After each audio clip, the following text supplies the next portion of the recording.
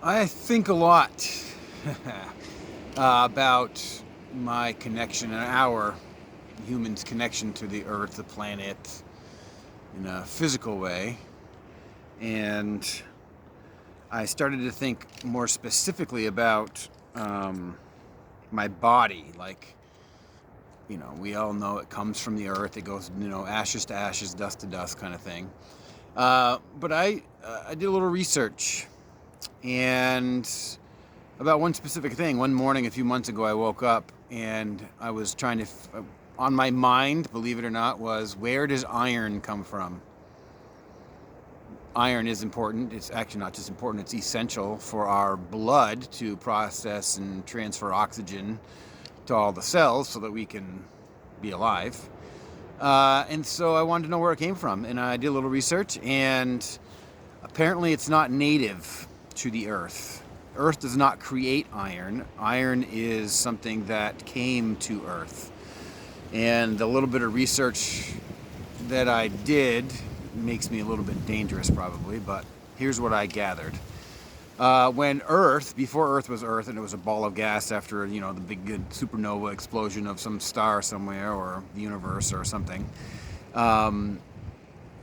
it was traveling through the universe, and iron ore that comes from a supernova, I believe, would pass through the atmosphere as it was at the time, and it would melt because it was so hot and become part. And slowly, as the Earth gathered more and more iron, it became the core, which then created some sort of the kind of gravitational pull that it has because of the amount of iron in it, magnetic kind of stuff. Again, I don't really know. This is just, it was enough for me to go where I'm going with this. So iron doesn't come from Earth. Probably a lot of the other minerals or parts of what make the Earth came from other parts of the universe and just coalesced into this sphere that we live on. And then the parts of us which come from the Earth in some way, shape, or form, then also came from other parts of the universe. So our bodies are from everywhere. That's kind of what I think. So what does that even mean? How does that impact me in the place that I hold in this tiny little space that I sit? And what does that mean for meaning? Now, if our bodies come from everywhere and the parts of our bodies are made up from the Earth, so are the trees, and so are the birds and the other animals and the rocks and the leaves and everything else. And our senses, the sight, smell, hearing, taste, touch, that we biologically are gifted, is how we make sense of and create a reality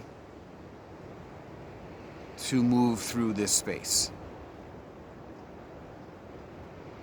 But what is it that animates us?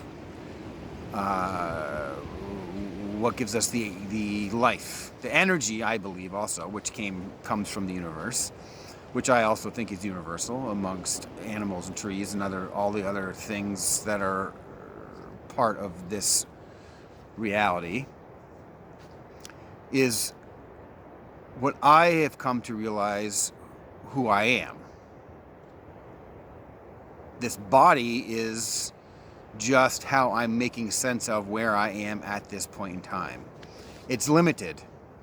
Look at all the other living beings on this planet. What they feel or see or sense is different than what we feel or see or sense or hear or smell or touch or whatever. So their reality is not the same as ours. And there are people, obviously, around all over the globe that see or feel or smell or hear differently, although one could argue it's all the same. It's just varying degrees of sameness. So, do I trust my senses? I can, to a point, but if I only rely on my physical, biological senses to make my reality, I'm missing something. I'm missing what I have learned and taught myself to gather through being quiet and through meditating and through looking beyond the physical part of who I am. So when we get trapped in this world and we are depressed and we're suffering and we are struggling, that's the part of us that exists here in this reality. That's not the part of us that is always. And I know it's weird to end a sentence with that, or never changing. Something to think about, or something to feel, or something to sense. Any of those things. Thanks for joining me on this weird rabbit hole. Have a good day.